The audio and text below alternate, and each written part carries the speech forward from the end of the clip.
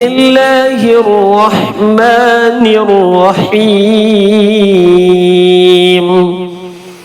لو أنزلنا هذا القرآن على جبل لرأيته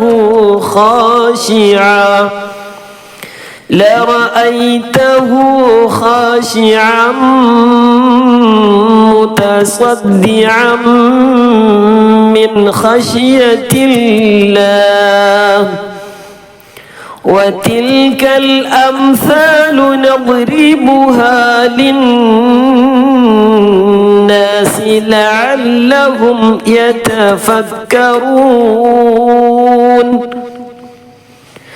هو الله الذي لا إله إلا هو عالم الغيب والشهادة هو الرحمن الرحيم هو الله الذي لا إله إلا هو الملك القدوس السلام المؤمن المهيمن العزيز الجبار المتكبر سبحان الله عما يشركون هو الله الخالق البارئ المصور له الأسماء الحسنى يسبح له ما في السماوات والأرض وهو العزيز الحكيم.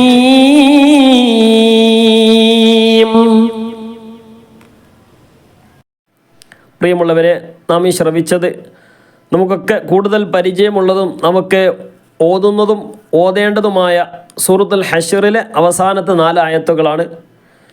Love അൻസൽന എന്ന് നമുക്ക് love അൻസൽന ആയത്തിലെ 4 ആയത്തുകൾ എപ്പോഴും നമുക്ക് ഇതിൻ്റെ മഹത്വങ്ങൾ കേൾക്കുന്നതാണ്.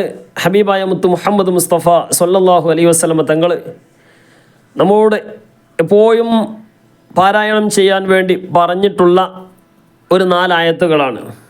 ദിവസവും 2 നേരം അല്ലെങ്കിൽ ഏറ്റവും ചുരുങ്ങിയത് 3 നേരമെങ്കിലും രാവിലെയും വൈകുന്നേരം കിടക്കാൻ പോകുന്ന സമയത്തൊക്കെ ഇങ്ങനെ തുടങ്ങിയ മിക്ക സമയങ്ങളിലും പാരായണം ചെയ്യേണ്ട 4 ആയത്തുകളാണ് ലൗ അൻസൽന എന്ന ഈ ആയത്തുകൾ. അപ്പോൾ ഈ ഓതുമ്പോൾ അതിൻ്റേതായ ഫലം നമുക്ക് ലഭിക്കണമെങ്കിൽ, ഒന്ന് പ്രതിഫലം ലഭിക്കണമെങ്കിൽ അത് അക്ഷരശുദ്ധിയോടുകൂടി അതിൻ്റെ നിയമങ്ങളനുസരിച്ച് തന്നെ നമ്മൾ പാരായണം ചെയ്യാൻ വേണ്ടി ശ്രമിക്കണം. ഇൻഷാ അല്ലാഹ് നമുക്ക് പാരായണം ചെയ്യാം. അതിൻ്റെ പുറമെ അതിൻ്റെയൊക്കെ മഹത്വം മനസ്സിലാക്കിയിട്ടും കൂടി ഓതുമ്പം അത് വലിയൊരു മഹത്വം നമുക്ക് ലഭിക്കും. ഹബീബായ മുത്ത് മുഹമ്മദ് മുസ്തഫ സ്വല്ലല്ലാഹു അലൈഹി വസല്ലം തങ്ങൾ നമ്മെ പഠിപ്പിക്കുകയുണ്ടായി, ഒരാൾ രാവിലെ ഈ 4 ആയത്തുകൾ ഓതുകയാണെങ്കിൽ അവന് രാവിലെ മുതൽ വൈകുന്നേരം വരെ എല്ലാ നിലക്കും കാവൽ ലഭിക്കും എന്ന് മാത്രമല്ല, മലക്കുകൾ അവന് വേണ്ടി ദുആ ചെയ്യാൻ വേണ്ടി 70,000 മലക്കുകൾ അവന് വേണ്ടി ദുആ ചെയ്യുമെന്ന് ഹബീബായ മുത്ത് മുഹമ്മദ് മുസ്തഫ സ്വല്ലല്ലാഹു അലൈഹി വസല്ലം തങ്ങൾ നമ്മെ പഠിപ്പിക്കുകയാണ്. എന്ന് മാത്രമല്ല, വൈകുന്നേരം ഒരാൾ ഓതുകയാണെങ്കിൽ പ്രഭാതം വരെ അവന് വേണ്ടി ദുആ ചെയ്യുന്ന മലക്കുകൾ ഉണ്ടാകുമെന്ന് ഹബീബ് മുത്ത് മുഹമ്മദ് മുസ്തഫ സ്വല്ലല്ലാഹു അലൈഹി വസല്ലം തങ്ങൾ നമ്മെ പഠിപ്പിക്കുകയാണ്. നമുക്കൊന്ന് ആലോചിച്ചു നോക്കണം. ഈ ഒരു 4 ആയത്ത് രാവിലെ ഓതുകയാണെങ്കിൽ രാവിലെ മുതൽ വൈകുന്നേരം വരെ മലക്കുകൾക്ക് നമ്മളെ സംബന്ധിച്ചാൽ അറിയാം, അവർക്ക് വേറൊരു പണിയില്ല. അവർ അല്ലാഹു സുബ്ഹാനഹു വ തആല ഏൽപ്പിച്ച ഡ്യൂട്ടി എന്താണോ അത് നിർവഹിക്കുക മാത്രമേ അവർക്ക് പണിയുള്ളൂ. രാവിലെ മുതൽ വൈകുന്നേര സമയം വരെ ഈ മലക്കുകളുടെ പണി എന്താണ്? പടച്ചോനെ, ഈ ഓതിയ ഈ വ്യക്തിക്ക് നീ പുറത്തു കൊടുക്കണേ, അദ്ദേഹത്തിന് വേണ്ടതെല്ലാം നീ കൊടുക്കണേ എന്ന് പറഞ്ഞുകൊണ്ട് ഇങ്ങനെ നിരന്തരമായിട്ട് ഒരു സ്പേസും ഒരു ഗ്യാപ്പും വിടാതെ നിരന്തരമായിട്ട് ദുആ ചെയ്യുന്ന മലക്കുകളെ വെക്കും. അള്ളാഹുവിൻ്റെ കാരുണ്യം നോക്കണം. ഇത്ര വലിയ ഓഫർ അല്ലാഹു തആല നമുക്ക് നൽകിയിരിക്കുകയാണ്. 4 ആയത്ത് രാവിലെ ഓതുകയാണെങ്കിൽ മലക്കുകൾ വരെ വേറൊരു പണിയില്ല മലക്കുകൾക്ക്. ഈ മലക്കുകൾക്കുള്ള ഡ്യൂട്ടി ഈ മനുഷ്യന് വേണ്ടി, ഈ ഓതിയ മനുഷ്യന് വേണ്ടി ദുആ ചെയ്യുന്ന ആ ഒരു കാര്യം നമ്മളൊക്കെ ഒന്ന് ആലോചിച്ച് നോക്കി. അത്രത്തോളം വലിയ പുണ്യമാണ് ഈ ആയത്ത് ഓതിയാൽ. അതിൻ്റെ ഓരോ ഹർഫിനും, വിശുദ്ധ ഖുർആൻ്റെ ഓരോ ഹർഫിനും പുണ്യമാണ് എന്നതൊക്കെ നമുക്കറിയാം. പ്രത്യേകിച്ച് ഓതാൻ പറഞ്ഞ് ഈ ആയത്തും കൂടി ഓതുമ്പോൾ അതിൻ്റെ മഹത്വം എത്രത്തോളം ഉണ്ടാകുമെന്ന് നമുക്കൊന്ന് ആലോചിച്ച് നോക്കിയാൽ മതി. മാത്രമല്ല, ഒരാൾ ആ ദിവസം മരണപ്പെട്ടു പോവുകയാണെങ്കിൽ, ഈ ഓതിയ ദിവസം ഒരാൾ മരണപ്പെട്ടു പോവുകയാണെങ്കിൽ അദ്ദേഹം ഷഹീദിൻ്റെ കൂലി ലഭിക്കുമെന്ന്, അദ്ദേഹത്തിന് ഷഹീദിൻ്റെ കൂലി ലഭിക്കുമെന്നും മഹാനായ ഹബീബായ മുത്ത് മുഹമ്മദ് മുസ്തഫ സല്ലല്ലാഹു അലൈഹി വസല്ലം തങ്ങൾ നമ്മെ പഠിപ്പിച്ചിട്ടുണ്ട്. ഷഹീദ് എന്ന് പറഞ്ഞാൽ നമുക്ക് ആലോചിക്കണം, ബദറിലും ഉഹദിലും മറ്റുള്ള യുദ്ധങ്ങളിലൊക്കെ അവിടുന്ന് പോരാടിയിട്ട് ഷഹീദായ ശുഹദാക്കളായ ഒരുപാട് ശുഹദാക്കളുണ്ട്. അവരിൽ ഒരാൾ മരിച്ചാൽ അത് അവർ ഷഹീദാണ്.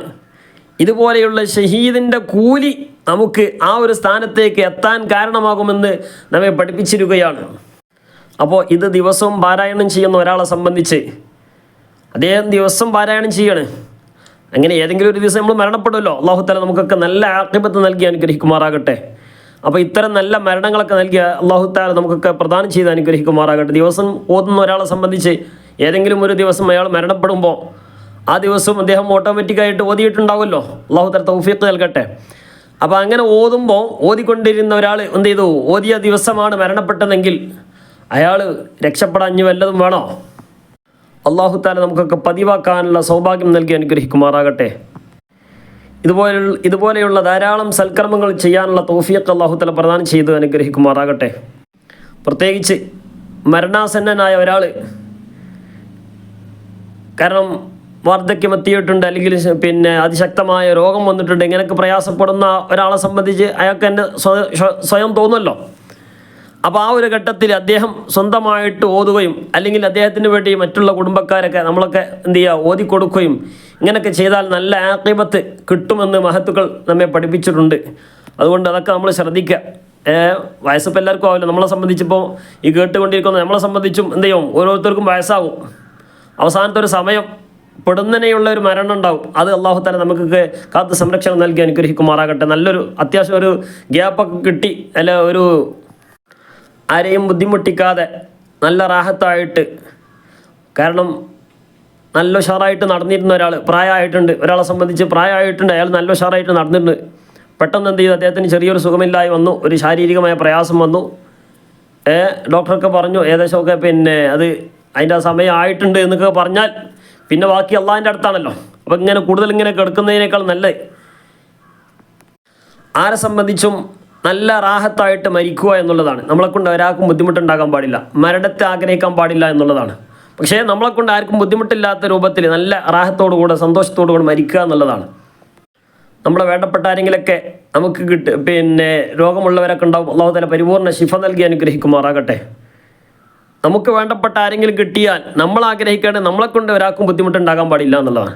നേരെ മറിച്ച് നമുക്ക് വേണ്ടപ്പെട്ട ആരെങ്കിലൊക്കെ ഉണ്ടെങ്കിൽ അത് നമുക്ക് കിട്ടിയ ഒരു അവസരമാണ്. അവരെ നോക്കി വളർത്തേണ്ട, അവരെ നോക്കി അവർക്ക് വേണ്ട ശുശ്രൂഷകൾ ചെയ്തു കൊടുക്കേണ്ട ഉത്തരവാദിത്വം നമുക്കുണ്ട്. ഇതൊരു വലിയൊരു സൗഭാഗ്യമാണ്. വലിയൊരു അവരെ നോക്കാൻ കൂടുതൽ, ഇപ്പോൾ നമ്മുടെ മാതാപിതാക്കൾ, വേണ്ടപ്പെട്ട ആളുകൾ, അവർ എഴുന്നേറ്റ് നടക്കുന്ന ഒരാളെ സംബന്ധിച്ച് അവരെ നമുക്ക് കൂടുതലായിട്ട് നോക്കേണ്ട ആവശ്യമില്ല. നേരെ മറിച്ച് ഒരു കിടപ്പിലായ മാതാപിതാക്കളൊക്കെ ഉണ്ടെങ്കിൽ അവരെ നമ്മൾ കൂടുതലായിട്ട് നോക്കേണ്ട ഒരു സമയം കൂടിയാണ്. അപ്പോൾ നമുക്കൊരു ഒരു അവസരം കിട്ടിയിരിക്കുകയാണ്. നമ്മൾ ആഗ്രഹിക്കാൻ പാടില്ല, പക്ഷേ നമ്മുടെ മാതാപിതാക്കൾ അങ്ങനെ കിട്ടിയിട്ടുണ്ടെങ്കിൽ നമുക്കത് എന്ത് ചെയ്യണം, നമ്മളത് മനസ്സുകൊണ്ട് വെറുക്കുകയോ വേറെ ഒന്നും ചെയ്യാൻ പാടില്ല. കാരണം നമ്മുടെ മാതാപിതാക്കൾ നമ്മളെ കഷ്ടപ്പെട്ട് നമ്മളെ പോറ്റി വളർത്തിയ ആളുകളാണ്. അപ്പം നാം ഇതൊരു അവസരമായി കണ്ട് അവർക്ക് വേണ്ട എല്ലാവിധ കാര്യങ്ങളും ചെയ്തു കൊടുക്കുക എന്നുള്ളതാണ്. പക്ഷേ നാം ആഗ്രഹിക്കേണ്ടത് നമ്മളെ കൊണ്ട് ഒരാൾക്കും ബുദ്ധിമുട്ടില്ലാത്ത രൂപത്തിൽ നല്ല റാഹത്തായിട്ട് നല്ല ഒരു സമയത്ത് മരണപ്പെടാൻ വേണ്ടി നമ്മളൊക്കെ ആഖിബത്ത് നന്നാകാൻ വേണ്ടി എപ്പോഴും ദുആ ചെയ്യണം. അങ്ങനെ ആഖിബത്ത് നന്നാകാനുള്ള ഒരു കാരണമാണ് ഈ ഒരു ലൗ അൻസൽന സൂറത്ത്, ഇതുപോലെയുള്ള സൂറത്തുകളൊക്കെ ഓതിയിട്ട് ദിവസം പതിവാക്കുന്ന ഒരു രൂപം ഉണ്ടാകുക എന്നുള്ളത്. അപ്പോൾ ഇൻഷാ അല്ലാഹ് അതിൻ്റെ മഹത്വം കൂടുതലായിട്ടൊന്നും പറയുന്നില്ല, നമ്മളൊക്കെ കേൾക്കുന്നവരാണ്. അതുകൊണ്ട് പാരായണം ചെയ്യുമ്പോൾ ശ്രദ്ധിക്കേണ്ട ഈ ഒരു 4 ആയത്തിൽ ശ്രദ്ധിക്കേണ്ട ചില കാര്യങ്ങൾ മാത്രം പറഞ്ഞുകൊണ്ട് അപ്പോൾ ഇൻഷാ അല്ലാഹ് ഓതാൻ വേണ്ടി പോവുകയാണ്. ഇതിൻ്റെ തുടക്കത്തിൽ 3 പ്രാവശ്യം അഊദ് ഓതൽ പ്രത്യേകം സുന്നത്തുണ്ടെന്ന് മഹത്തുക്കൾ നമ്മെ പഠിപ്പിച്ചിട്ടുണ്ട്. ഓതേണ്ട രൂപം അഊദു ബില്ലാഹിസ് സമീഉൽ അലീം മിനശ് ശൈത്വാനിർ റജീം. അഊദു ബില്ലാഹിസ് സമീഉൽ അലീം മിനശ് ശൈത്വാനിർ റജീം. أعوذ بالله السميع العليم من الشيطان الرجيم ബിസ്മില്ലാഹിർ റഹ്മാനിർ റഹീം. ലൗ അൻസൽനാ ഹാദൽ ഖുർആന അലാ ജബലിൻ ലറഅയ്തഹു ഖാശിഅ. അലാ ജബലില്ല, അവിടെ എന്ത് ചെയ്യണം? ജബലില്ല. ഇദ്ഗാം ബിലാഗുന്നെയാണ്. തൻവീന് ശേഷം ലാമ് വന്നു. ലാമോ റാഅോ വന്നാൽ ഇദ്ഗാം ബിലാഗുന്നെയാണ്. അലാ ജബലിൽ ലറഅയ്തഹു. ലറഅയ്തഹു അവിടെ വഖഫ് ചെയ്യുകയാണെങ്കിൽ അങ്ങനെ ലറഅയ്തഹു ഖാശിഅൻ മുതസദ്ദിഅൻ മിൻ ഖശിയത്തില്ലാഹ്. ലറഅയ്തഹു ഖാശിഅൻ മുതസദ്ദിഅൻ മിൻ ഖശിയത്തില്ലാഹ്. وتلك الأمثال نضربها للناس لعلهم يتفكرون. ലഅല്ലഹും അവിടെ മീമിന് സുക്കൂനുണ്ട്, അത് കൊടുക്കണം, ഇദ്ഹാർ ചെയ്യണം. ലഅല്ലഹും യതഫക്കറൂൻ. വഖഫ് ചെയ്യുമ്പോൾ ശ്രദ്ധിക്കുക, യതഫക്കറൂൻ. ഹുവല്ലാഹു അല്ലദീ ലാ ഇലാഹ ഇല്ലാഹു. ഇല്ലാഹു ഒരു ചെറിയ ഒരു നീട്ടൽ നീട്ടിയിട്ടാണ് വഖഫ് ചെയ്യേണ്ടത്. ലാ ഇലാഹ ഇല്ലാഹു. വഖഫ് ചെയ്യുന്നില്ല എങ്കിൽ ലാ ഇലാഹ ഇല്ലാഹു ആലിമുൽ ഗൈബി വശ്ശഹാദ هو الرحمن الرحيم. هو الله الذي لا إله إلا هو الملك القدوس السلام. لا إله إلا هو അവിടെ വഖഫ് ചെയ്യുമ്പോൾ അങ്ങനെ തന്നെയാണ് വഖഫ് ചെയ്യേണ്ടത്. ഇല്ലാഹു, കാരണം അവിടെ വഖഫ് ചെയ്യുമ്പോൾ അവസാനത്തെ അക്ഷരത്തിന് സുക്കൂൻ കൊടുക്കുക എന്നുള്ളതാണ്. അപ്പോൾ വാവിന് സുക്കൂൻ കൊടുത്താൽ പിന്നെന്താ അവിടെ എന്തായി? ആ വാവ് നീട്ടാനുള്ള അക്ഷരമായി എന്നുള്ളതാണ്. അതുകൊണ്ടാണ് ഇല്ലാഹു. അൽ മലികുൽ ഖുദ്ദൂസുസ് സലാമുൽ മുഅ്മിനുൽ മുഹൈമിനുൽ അസീസുൽ ജബ്ബാറുൽ മുതകബ്ബിർ. റാഇന് സുക്കൂന് മുമ്പ് കസ്റായതുകൊണ്ട് തർക്കീക്ക് ചെയ്യണം. മുതകബ്ബിർ. സുബ്ഹാനല്ലാഹി അമ്മാ യുശ്രികൂൻ.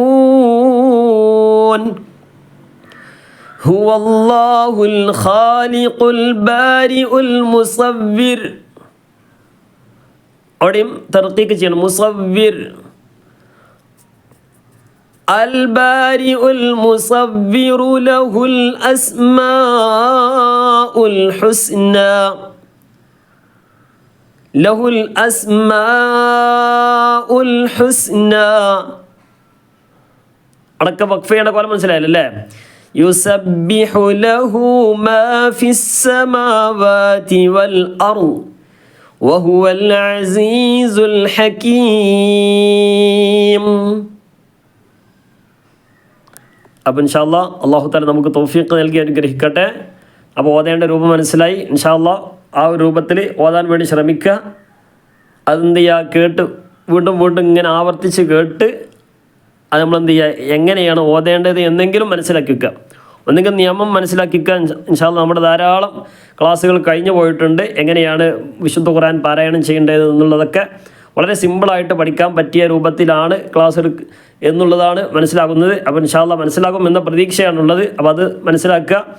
പിന്നെ അഥവാ മനസ്സിലായിട്ടില്ലെങ്കിൽ എങ്ങനെയാണ് ഓതേണ്ട രൂപം, ഈ 4 ആയത്തുണ്ടല്ലോ, എങ്ങനെയാണ് ഓതേണ്ടത് എന്നെങ്കിലും ജസ്റ്റ് ഒന്ന് മനസ്സിലാക്കി വെക്കുക. എന്നിട്ടത് ദിവസം പാരായണം വേണ്ടി ചെയ്യാൻ വേണ്ടി ശ്രമിക്കുക. ഒരു കാലത്തും നമുക്ക് മറക്കാതെ നമുക്ക് പാരായണം ചെയ്യാൻ സാധിക്കും. അല്ലാഹു തആല തൗഫീഖ് നൽകി അനുഗ്രഹിക്കുമാറാകട്ടെ. ഒരുപാട് ആളുകൾ, പ്രത്യേകിച്ച് സഹോദരന്മാരൊക്കെ ഒരുപാട് ആളുകൾ ദുആ ചെയ്യാൻ വേണ്ടിയൊക്കെ പറഞ്ഞിട്ടുണ്ട്. ഒരുപാട് ഉദ്ദേശങ്ങൾ പറഞ്ഞവരുണ്ട്, ഉദ്ദേശം പറയാത്തവരുണ്ട്. മനസ്സിലുള്ളവരൊക്കെ ഉണ്ട്. എല്ലാവരുടെയും മുറാദുകൾ അല്ലാഹു തആല ഹാസിലാക്കി നൽകി അനുഗ്രഹിക്കുമാറാകട്ടെ. എല്ലാവിധ ഉദ്ദേശങ്ങളും പൂർത്തീകരിച്ച് നൽകി അനുഗ്രഹിക്കുമാറാകട്ടെ. എല്ലാവിധ ബുദ്ധിമുട്ടുകളും അല്ലാഹു തആല നീക്കി നമുക്കൊക്കെ സന്തോഷം നൽകി അനുഗ്രഹിക്കുമാറാകട്ടെ. കുടുംബത്തിലും കുടുംബജീവിതത്തിലും മക്കളിലും ആരോഗ്യത്തിലും ഇബാദത്തുകളിലും അതുപോലെ തന്നെ മറ്റുള്ള മേഖലകളിൽ നമ്മുടെയൊക്കെ നാമവുമായി ബന്ധപ്പെട്ട ഒരുപാട് ആൾ സ്വദേശത്തും വിദേശത്തുമൊക്കെയായി ജോലി ചെയ്യുന്നവരുടെ എല്ലാവരുടെയും എല്ലാവിധ കാര്യങ്ങളിലും നമ്മുടെയൊക്കെ സഹോദരന്മാർ ജോലിക്ക് പോകുമ്പോൾ സഹോദരിമാരൊക്കെ വീട്ടിൽ നിന്ന് ജോലി ചെയ്യുന്നവരാണ്, മക്കളെ പോറ്റുന്നവരാണ്. എല്ലാവർക്കും അർഹമായ പ്രതിഫലം നൽകി അനുഗ്രഹിക്കുമാറാകട്ടെ. എല്ലാവരിലും എല്ലാ നിലക്കുള്ള ഖൈറും ബറക്കത്തും റാഹത്തും സന്തോഷം നൽകി അനുഗ്രഹിക്കുമാറാകട്ടെ. ആമീൻ യാ റബ്ബൽ ആലമീൻ. അസ്സലാമു അലൈക്കും.